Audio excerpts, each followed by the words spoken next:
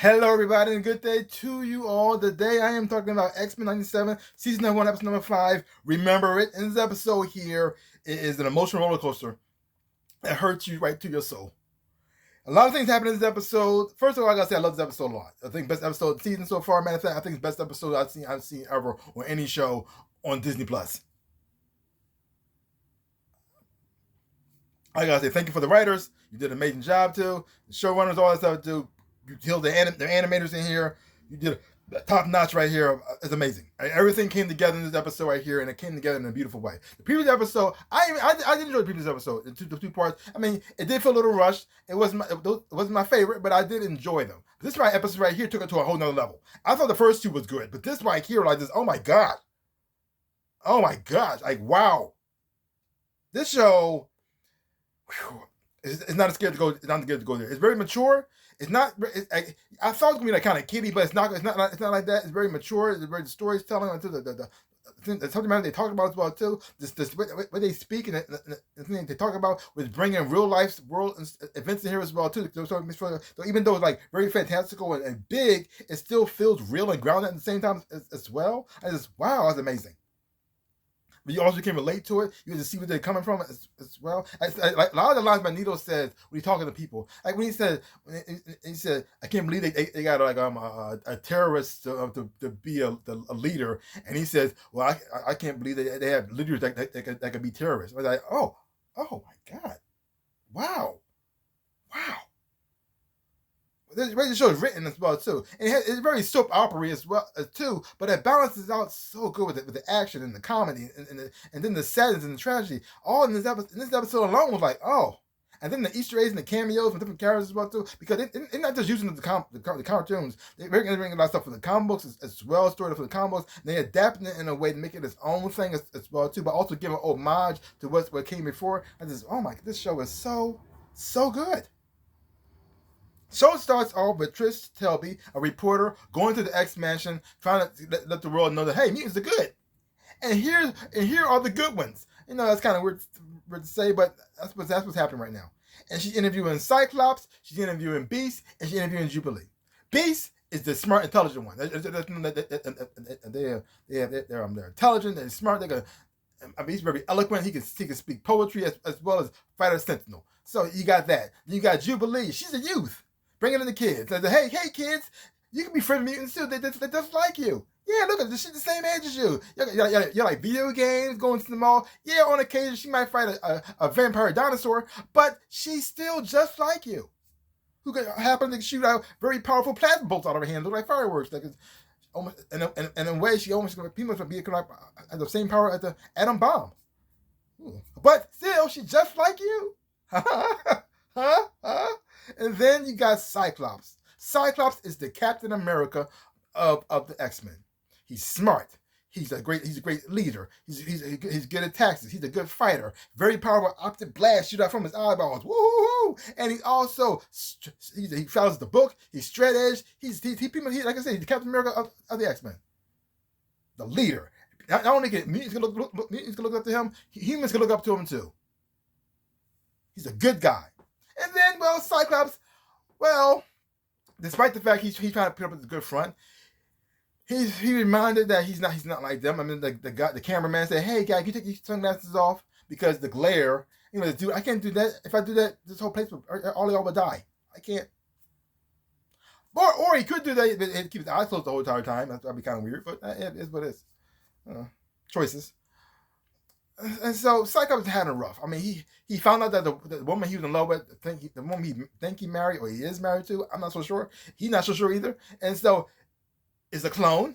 Or he had a baby by a clone. Then he has a baby. He's a proud father. Yay! But he had to give his child up because some evil psycho poisoned him. And so now he had to send his out to the future where he can't raise him and be with him. So now I got to talk to you and be happy. And well, it didn't come out well. He kind of snapped and kind of went off. Now. The thing is, though, I actually agree with everything Cyclops said. Cyclops said he was speaking the truth. He actually was right. He didn't see nothing wrong. But the problem is, well, he's the guy people are supposed to trust and look up to. And a lot of people don't want to hear the truth right now. And that's going to cause a lot of conflict. And and with his powers and abilities, I'm not saying that he was wrong for it, but there's that. Then you got the whole love angles going on here. You got the thing going on between Cyclops, Jean, and Wolverine, and also Madeline. Now you got Jean, not the one to do the interview because she's not so sure what her thoughts and what the clone thoughts is and what's up and what's down. She's trying to figure that out. And she talked to Wolverine, even though Wolverine has feelings for her and loves her. Talking to her, everything's going pretty well. And then she starts kissing Wolverine. And Wolverine is, oh. Now wait a minute. Now I know how this goes. And even though I might want this, but no, because you're still in love with you. Just got to talk about how much you're in love with Cyclops, how his eyes made you want to stay here, even though the galaxy was calling you, and all this stuff like that too, and how he anchored you to the earth and blah blah blah, and now you make it out with me. Okay, I even though I want this is not the way, because I can see you getting yourself together and you're running off to him, and I'm still alone. Now if this was the comic books, he would have went for it, but it would have been more messed up because this is how it usually happens. Jean goes to the Wolverine. He's always out in the woods somewhere, and then that on the grounds outside, and then that they start talking, and then that Wolverine says something, and then that's they making out, and then Wolverine thinks they're gonna go all the way, and she pulls back and says, "Well, Logan, what you doing? I'm with Scott," and then she runs off, and then Logan gets pissed off and he just leaves. He either goes to Japan, fights some ninjas, hook up with that girl he always fights along with, or some random chick. He just goes out of town, pick a fight, get into a bar fight, and then hook him with some random chick, or he goes to Mandrapore or hooks him. Then they get into a fight, hooks him with some random chick, or he goes to the woods and goes camping, and then he gets to fight the Wendigo, and then all of a sudden hooks him with some random chick. He has a lot of kids out there. A lot of illegitimate children. He does. So, I mean, if you have a healing factor, you can't get any diseases. Why wrap it up, I guess? But anyway, that's what happens. And eventually he does come back and the cycle repeats itself all over again. But they didn't do that here. I'm happy about that. But I don't really like love triangles anyway. They always get really messy and there's always extra drama, which I don't really approve of. But what they do here is entertaining, and I see how some people like them. I mean, that's not my personal taste, but it is what it is. And then we got the other love triangle going on between, and also here's another thing about Cyclops that I find very interesting. Cyclops seems to attract a lot of powerful, beautiful telepaths. I don't know how he does it. I don't know what Cyclops does. I don't know what's inside Cyclops' brain. But he attracts them. Jean Grey, Madeline Pryor, Emma Frost, and I think also Psylocke too. I think they had a moment for a little bit. I don't think he ever went with her, but I think she was crushing on her. I don't know. Which is like this, what's inside Cyclops' mind that makes him think, oh, because whatever it is, it must be something freaky. I think Cyclops might be a freak. He might do some things that even Wolverine might do. Really, dude? Wow, that is way too much. I mean, I've been around for 100 years, and even I don't do that. I don't know. Whatever he does, he attracts him. But then you got the other triangle going on between Magneto, Gambit, and Rogue. And first I gotta say, before I go into that, I gotta say VIP the Gambit in this episode here, and also RIP the Gambit in this episode here. This is very sad episode. And also amazing, it made you cheer for him and also made you cry for him in the same episode. I mean, it was also sad what happened to Magneto too, but it hit harder when it was Gambit. It hit harder. And then you got Rogue's in love with Gambit, but she can't touch Gambit. And even though she wants to be with him, she can't be with him physically. Magneto, she respects him, but she also has feelings for him as well too. Not quite the same, but she does. But the thing is though, she can touch Magneto. She can touch him without killing him. She's not hurting him. She can have this more intimate relationship than she had with any man she ever had in her whole entire life. And so you got, and most likely, Magneto probably was her first. Oh my God, that's kind of messed up in a way. You think about it. Because he's old enough to be her grandfather, and when he met her, she must have been really like in her teens. Oh no. Anywho, Jesus Christ. Anyway, Wow. Anyway, oh, wow, I kind of messed me up a little bit. Anyway, so that's her first ever and only man she's ever been with ever in her life. And then you got Gambit. Oh wow. It's kind of make you think about why it's so hard for Gambit. But Magneto can be very, very petty, despite the fact he's very smart, very eloquent. He's been world travel as well too. But yet he can be so petty to Gambit, it makes no sense at all. Knowing he's supposed to be more mature than him and everything, but every time he stabs it at Gambit, which is so messed up. But the devastation that happened in this episode right here, and then but the fight scene that happened was just amazing as well too. The sacrifice Magneto made to pretty much both, like, two men are in love with the same woman. Both men made sacrifices to save this woman as well too, and both had an impact in here that I believe messed you up. And when Magneto died, it didn't really affect me as much.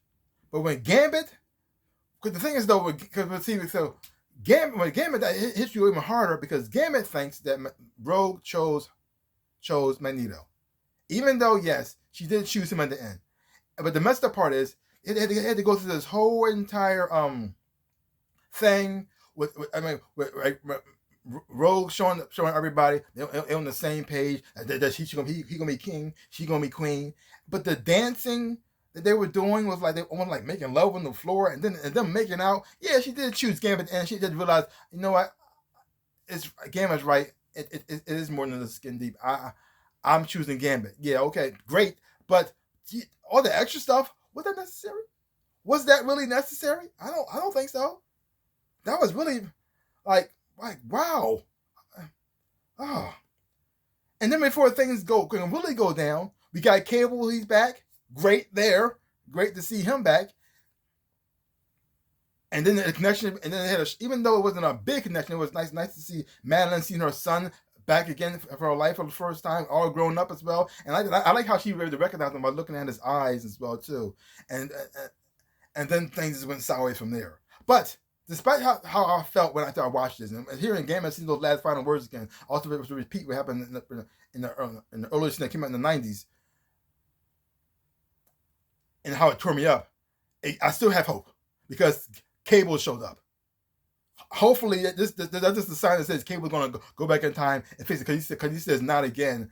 So that must mean people has been trying to do this a couple of times now. It just hasn't worked. So that must mean that because you kill Magneto is one thing. Magneto even died in the comic books. He's back now, but I'm not sure Gambit ever died in the comic books. Oh no, I know he got turned to death. One of the horsemen to death by Apocalypse. Did he die? I don't know. Anywho, Cable's going to turn things around. He has to, right? That's how it's going to work. Because they leave it now. A part of me kind of interested to see if it said Cable doesn't come back. This is how it is going to be. As much as that is, I just kind of want to see that. But another part of me, I want Cable to fix this. I want things to go back to normal, because this is just too heartbreaking. And having Gambit die like this was just like too much for me. I couldn't handle it. It was like this. Wow, it's just like insane. But this show is just amazing.